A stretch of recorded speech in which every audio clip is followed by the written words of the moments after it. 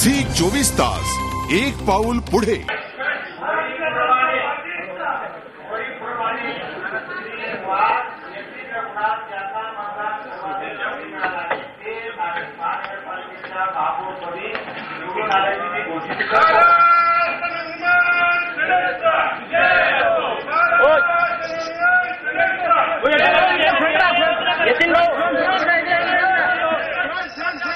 मनसेचा जल्लोष, महाराष्ट्र नवनिर्माण सेनेचा विजय असो अशा घोषणा सध्या नाशिकच्या सभागृहामध्ये दुमदुमतायत। नाशिकचे पहिले मनसेचे हे महापौर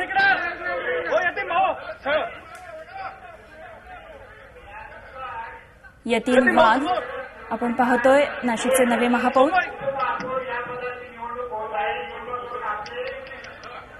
राष्ट्रवादीने तटस्थ राहण्याची भूमिका घेतली। शिवसेनेच्या नगरसेवकांनी वॉकआउट केला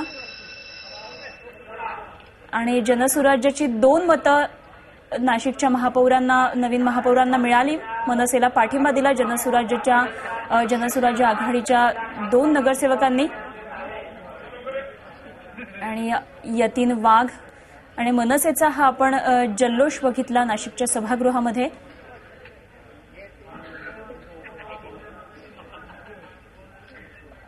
आता उपमहापौर पद निवडीची प्रक्रिया सुरू होतीये।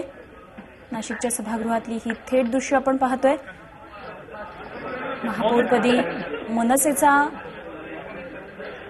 नगरसेवक पहिल्यांदा, आता मनसेची सत्ता नाशिकमध्ये पहिल्यांदाच राज ठाकरेंनी करून दाखवलं असं म्हणायला हरकत नाही।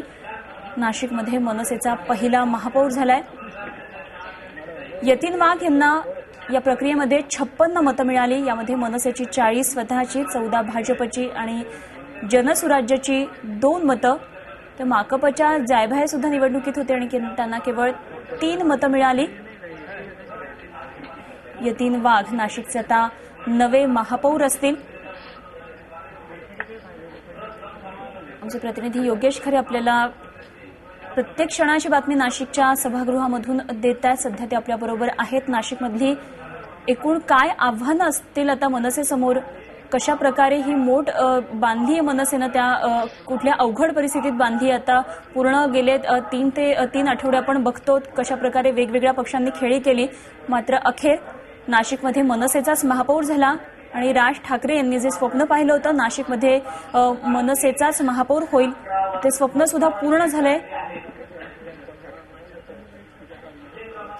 मनसेची स्वतःची 40 मतं, भाजपची 14 मतं आणि जनसुराज्याची 2 मतं असे करून 56 मतं अॅडव्होकेट यतीन वाघ यांना मिळाली आणि ते नाशिकचे आता महापौर झालेले आहेत, नवीन महापौर। आणि मनसेकडे सत्ता नाशिकची आली आहे, मात्र अर्थात भाजपच्या पाठिंब्यामुळे आली आहे। भाजपचा उपमहापौर असणार आहे सतीश कुलकर्णी, उपमहापौर पदासाठी आहेत। आपण शिवसेनेच्या नेत्यांबरोबर सुद्धा चर्चा केली। अर्जुन टिळे यांच्याबरोबर झी 24 तास एक पाऊल पुढे।